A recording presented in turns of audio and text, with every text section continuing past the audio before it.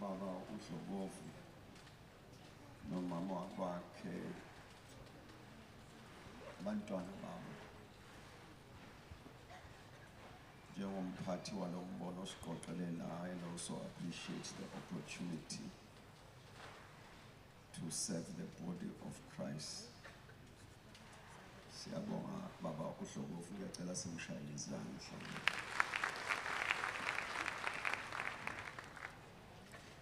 Ubuholi ahola nabo baba uHlobovu siyabingelela ngenhlonipho enkulu.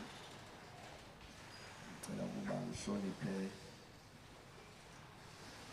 phakathi kwethu umfundisi Shenge nesikhulu sahulumeni wezwe lakithi kule province. Siyabingelela ngegama lenkosi. Abefundisi bonke abakhona ngenhlonipho enkulu, I want to respect them. Bobaba, abomama, nonke ngiyanibingelela ngegama likaJesu. Amen. Bishop, ngicela ukuba ngihloniphe ngikubulise ngegama lenkosi. Siyabonga kakhulu baba uMbuli, ibandla laseShesh elisihola kule nkonzo. Ngeke ngithathe isikhathi eside kakhulu. Emavesini afundiwe John chapter number 6, ngifuna nje ukuthatha istatement zibe mbalwa kulezinto ezifundiwe lapha phambili. Ubaba umfundisi uSibiya, ngiyacela ngemvumo yakhe ngi-ede ivesi libe linye, ivesi lika 64, the same chapter of John chapter number 6,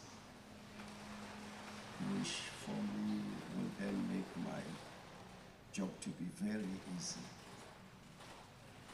Verse 64, but there are some of you that believe not. Jesus knew from the beginning who they were that believe not and who should betray him. Wangithanda uJesu lo kusho incwadi njalo ila yakhe mina anginawo amandla cha. Yebo yangithanda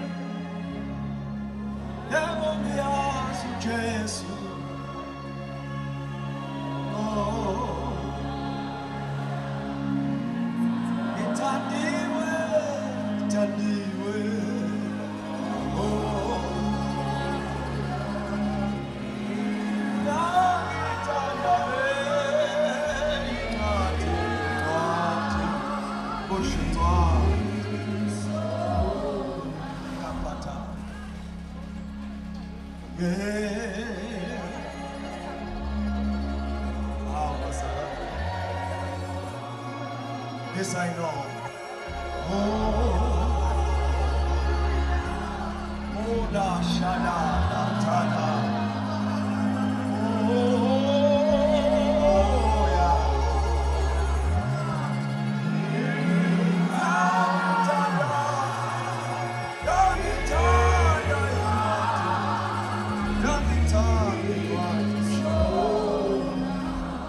For the last time,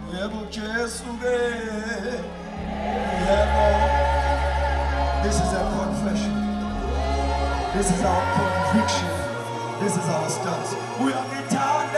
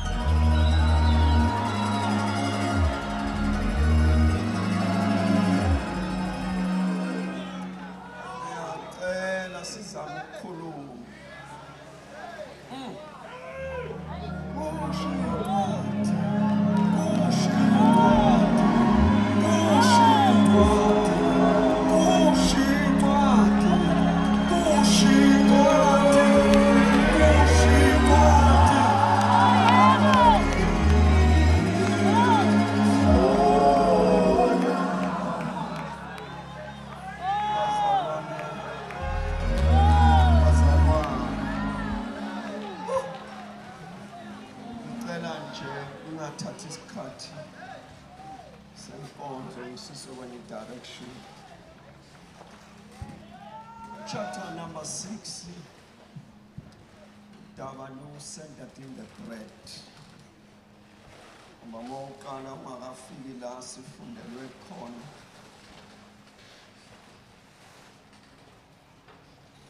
Bekusehlane. Kubeka wandile bekusehlane. Seliyashona ilanga kuthiwa hayi abantu abagoduke usho abafundi. Uthi uJesu akakwazi ukugoduka ningazange nabanikeza into abazoyidla. Sebeyamchazela ukuthi akusilula ngoba noma singahlanganisa umholo wezinyanga eziyisithupha sithi sithenga igrosa nayo ngeke ikwazi ukwanela ukuthi badle. Bese incwadi engcwele ithi one of his disciples u-Andrew igama lakhe wamuzwa ethi banikezeni ukudla, wayesethi yena akakwazi ukuthi akasibani ukudla kanti akukho, waseqala eqalaza. Kwathi nje uJesu methi banikezeni ukudla, ngesikhathi lo munye echaza izibalo ukuthi ngokubala asizokwazi ukuthi sibondle bonke. U-Andrew wayekubala waqala ukuthi ukubonaphi lokudla athi asibanike kona.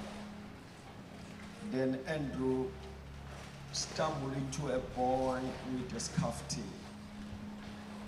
Mafika kulo mfana uphethe olofu abahlanu lezinhlanzi ezimbili. Wayesethi u-Andrew kuyena awunakhuba ukudla, athi sibanike kona. Wathatha lesikhaftini wasisa kuyena uYesu.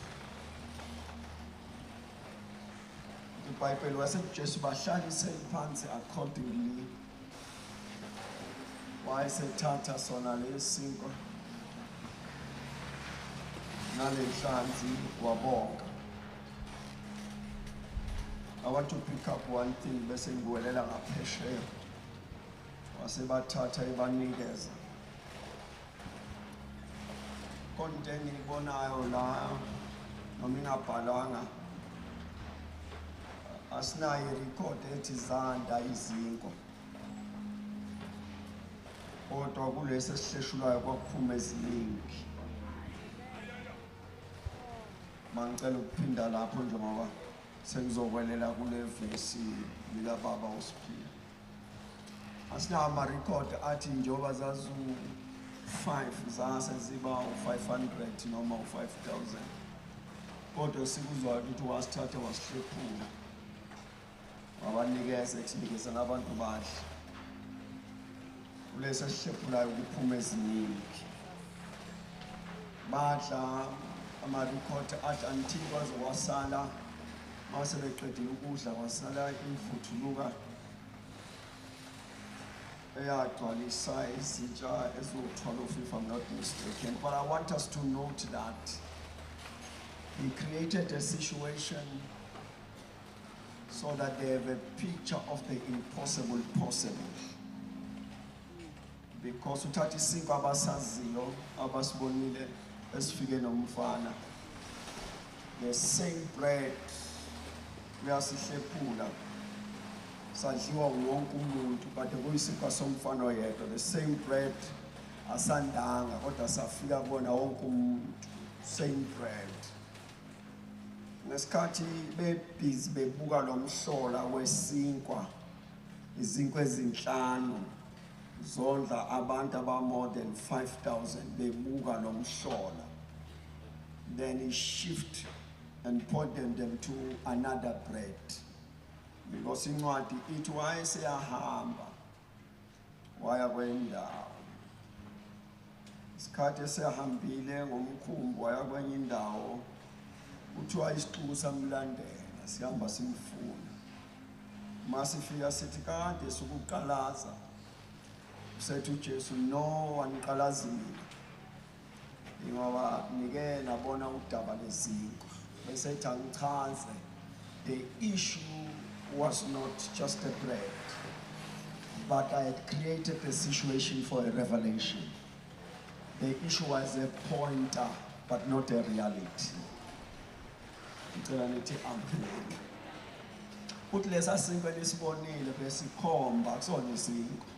Isinkwa besikhomba isinkwa sangempela. Bese kuqala lokuludaba-ke kuleso siphithiphithi. Athi kubona lesi sinkwa esavela phezulu. Ngoba abobaba benu ehlane badla isinkwa, udaba lesinkwa liyaziwa la. Athi basidla leso sinkwa kodwa bafa. Bese kodwa mina ngisinkwa lokho ukuthi umuntu asidle angabesafi. Mangiphinde bazalwane bami, he created a situation for a revelation. Uqale wathatha isinkwa abasibonayo nabasazi wase baprovela ukuthi isinkwa singenza muphi umhlola. Bathi kuba bawubone lo mhlola wase khomba isinkwa yiso. Wathi ngisinkwa sokuphila. Obaba beni badla isinkwa ehlane bafa. Kodwa lo yodla lesi sinkwa esavela phezulu ngeke asafa. Mangiphinde ngokugcina wathatha isinkwa nje abasaziyo abasibonile. Wasibosisa sanda kwadla abantu. Uthe kuba babona ukuthi khona umhlolo owenzekelile. Wasebajikisa wasethi isinkwa yimina. Oke wadla lesi sinkwa ngeke asafa naphakade. Istory side njengoba asifundile Baba uSibiya, but I want to make a statement from ivesi engifundile lithi uJesu wayibona ukuthi kukhona abangayikholwa lento. Njani na abangayikholwa lento? Revelation does not require intelligence. When you begin to reason around revelation, you miss the results. Isambulo asidingi ingqondo. Make wazama ukufaka ingqondo kulokho kwambuliwe ulahlekelwa imiphumela yalokho okwambulilo ezanakho, because sonke isambulo comes back to the intended results. uNkulunkulu akanikezeli izwi ukuthi silazi, ulinikezela ukuthi sibe yilo noma sibe nalokhu elikushoyo. Bazane bami uNkulunkulu alikhiza limemezela ukuthi laziwe, lokhu limemezela ukuthi libe njalo ngathi, libe njalo kithi. Uma izwi kaNkulunkulu ungeke uliphathe ngesandla, kufuna uzibale nabakholwa ngoba oluzwile kufuna lihlale esandleni. Whosoever has heard the word must have the results of the word. Akukho natural ukuthi lifike izwi uqhubeke ubuwena. Akukho emveleni Yesu ngoba noma ilaphi la lifika khona kujika kufane nalo, because lifike linamandla okuba njalo. Manje ke la uJesu umemezele kubantu abaziyo indaba yesinkwa, wathi kubona ngiyisinkwa. Wasethi kubona ke yenzani nje, yekani lesasikade ngininika sona, idlani lesinkwa engiyisona. Ngesikhathi esho njalo kwathi ukuthi labantu bayamazi uLeviticus wayebayalelile wathi hayi lalela, yonke impilo yesilwane, yonke impilo yenyama isegazini. Amayamazi uLeviticus uNkulunkulu uyakhuluma ukuthi yazi ukuyona yonke into eningayidla nilijombe igazi. Uyachaza ukuthi ngoba mawubona inyama iphila ngoba kunegazi, ngoba igazi liphatha ukuphila kwenyama. Ngicela nithi amen. Uthi uma nje ubona isilwane wayebayalela athi uthatha igazi ulithele phansi ulimboze ngenhlabathi bese uqhubeka udla inyama ngoba ukuphila kwenyama kusegazini. So much that bekuthiwa uma uqhubekile walidla igazi udle ukuphila kwesilwane, ngoba kuthathwa ngokuthi awuthathi lona igazi kodwa uthatha impilo yesilwane esegazini. Therefore uNkulunkulu wathi thatha impilo yesilwane uthele emhlabathini uqhubeke udle inyama ngoba inyama inokuphila ngoba kunegazi. Angazi noma nisekhona yini, seyiya ngasekupheleni intshumayelo. So he says thathani igazi nilithele phansi bese ke sendobe seniyadla inyama ngoba ukuphila sekuphumile. uJesu utshela labantu abaziyo umthetho uthi hayi yimi isinkwa, bese batshela athi therefore phuzani negazi lami. So kwasho ukuthi wazi abantu abazi effect yokuphuza igazi lomuntu. And abantu ba-aware ukuthi blood carries life. They're very much aware. So manje basuke bangayithathi ngokwesambulo, bayithatha ngokomthetho abawaziyo. kanti naye uJesu is fulfilling the law. Because uJesu wabuka ukuthi uma kukhona umuntu okwazi ukudla igazi lembuzi bese imbuzi iqhubeka iphila ngaye awunalahleka. Leviticus kwathiwa make wadla nje igazi lesilwane, isilwane sisaphila sesiphila ngawe wena odla igazi. uJesu wabuka le wathi kambe kunenzakalani mangathi abadlela.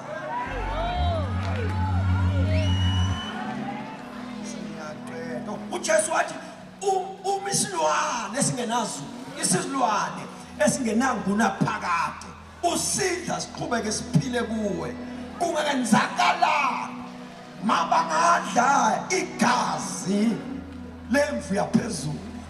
Kungenzakalani khona kodwa abazalwane bami? Manje ke uJesu wayesethi angenze kube lula nje kunje indlela iqonde, wathi hayi lalelani, eat of my flesh and drink of my blood. Message, for in it you shall have life. Why Jesus shoranje is statement zakhe ziningi la kule chapter ezo I am. Nalesi is part of those I am. Umuntu Jesus is very much aware that he came that they might have life and have it in abundance. The proof yokufika kwakhe ukuchichima kwempilo. Manje impilo echichima iyala ivela khona. Wonke ofuna ukuyi-accessa akaphuze leli gazi. uJesu ufike as the seed of God. And those who understand every seed carries the blood of the Father.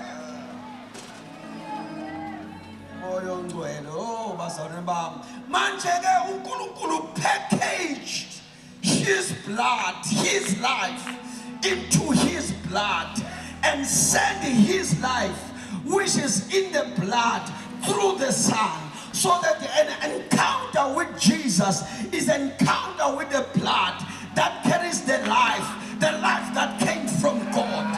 You carry the Zoe life.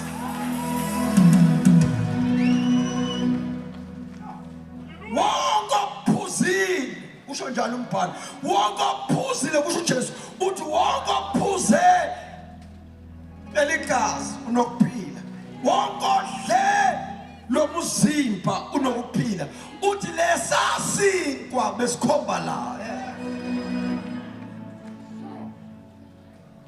uJesu uthi that was not a feeding scheme.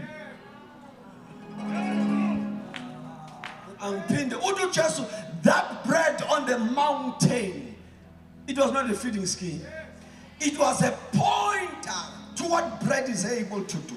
Uthi ke sisodwa lesiko mfana sehlike ezulwini, bese sekuyothi loyo odla lesisinkwa abalwe nabasemazulwini ngoba kufiwa le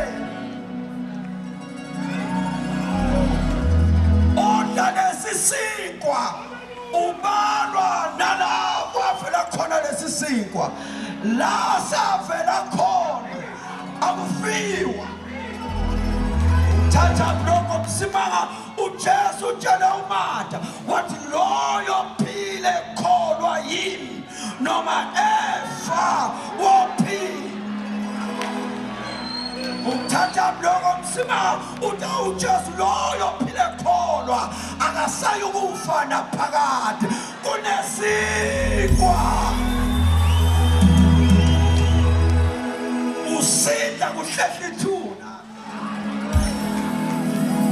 kunesinkwa othi ukuba usithathe kushintsha ama-record, kushintsha i-direction, kushintsha i-identity, kushintsha iphakade.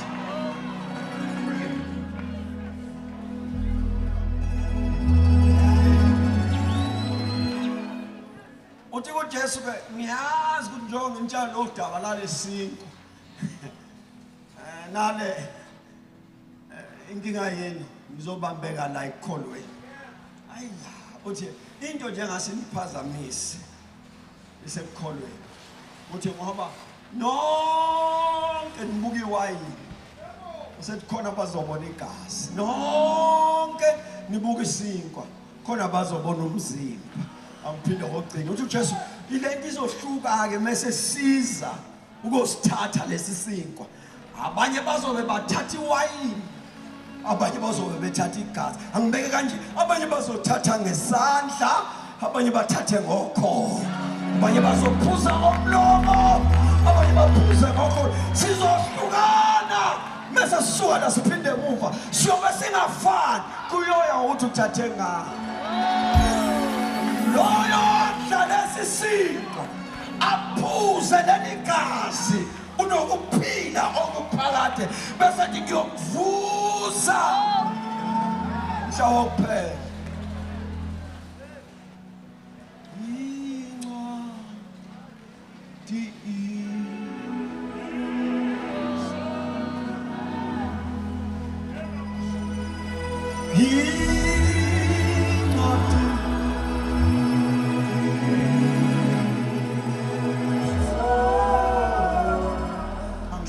Zincwadi shona naye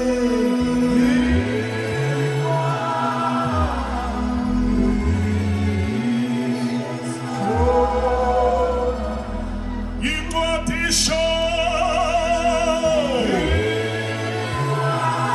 au Jesu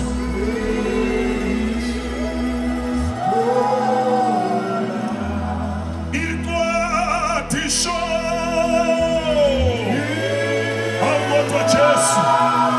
Ushikwathi isho ikwati sho ikwa anabashandea isho ikwati sho